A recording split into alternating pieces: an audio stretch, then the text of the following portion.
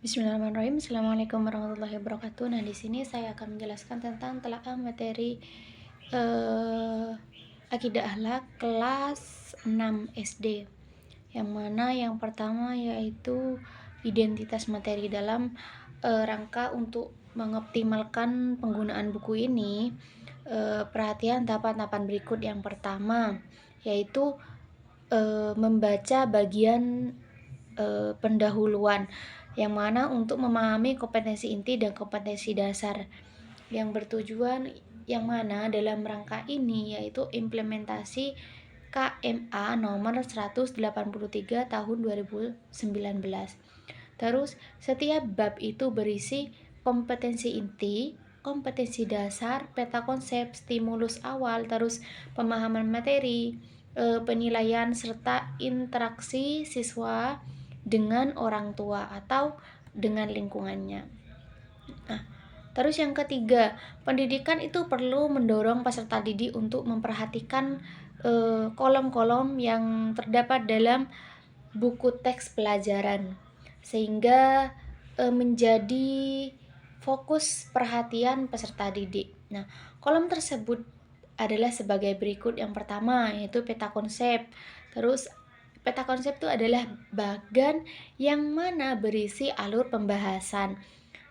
Terus ayo mengamati gambar ini, yaitu merupakan kolom yang berisi gambar, kisah atau ayat yang merangsang keingintahuan peserta didik.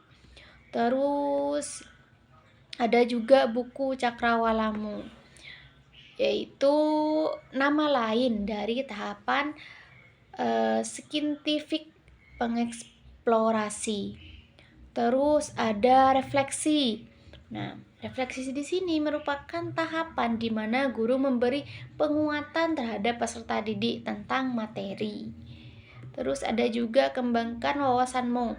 Di sini merupakan perwakilan dari tahapan menalar dan scientific. Terus yang terakhir ada tugasku, mana di tugasku ini adalah untuk mengukur penguasaan peserta didik terhadap materi yang dibahas, baik secara psikomotorik atau efektif dan kognitif. Untuk KD, tujuan pembelajaran dan materi pembelajaran semester 1 bab 1, yang mana bab 1 ini yaitu bersihkan hati dengan memohon ampunan. Nah, terus untuk kompetensi dasar yang pertama, menerima kebesaran Allah melalui istighfar. Terus menunjukkan sikap rendah hati dan pemaaf sebagai wujud implementasi istighfar. Terus memahami makna dan ketentuan istighfar, mengomunikasikan arti dan hikmah istighfar.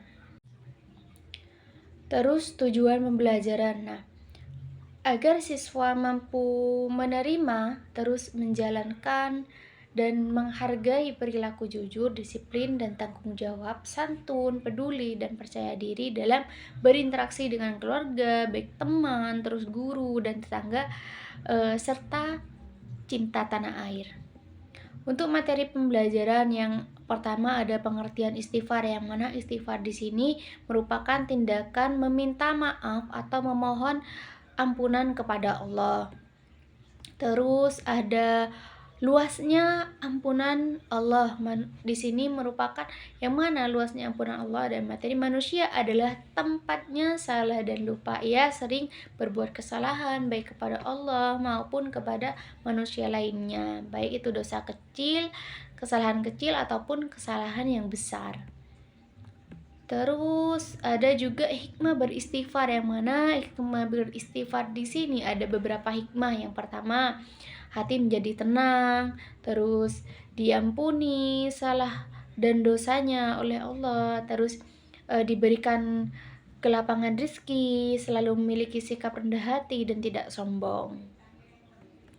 Terus untuk yang selanjutnya yaitu ada materi tentang rendah hati dan pemaaf, yang mana rendah hati ini atau tawaddu itu merupakan suatu sikap menyadari keterbatasan kemampuan diri dan ketidakmampuan diri sendiri sehingga seorang tidak menjadi angkuh itu. Terus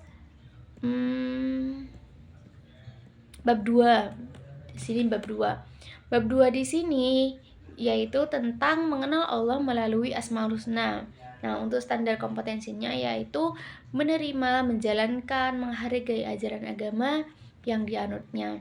Sedangkan untuk kompetensi dasarnya yaitu menerima kebesaran Allah dengan mengenal Asmaul Husna, Al-Ghaffar dan Al-Afu. Terus menunjukkan sikap pemaaf yang mencerminkan Asmaul Husna, Al-Ghaffar dan Al-Afu. Terus memahami makna Al-Ghaffar dan Al-Afu.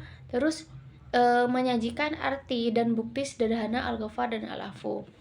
Nah, terus untuk tujuan pembelajarannya yang mana di sini bertujuan untuk memahami pengetahuan faktual dan konseptual dengan cara mengamati, menanya dan mencoba berdasarkan rasa ingin tahu tentang dirinya, makhluk ciptaan Tuhan dan kegiatannya dan beda-beda yang dijumpainya di rumah, di madrasah dan di tempat bermain.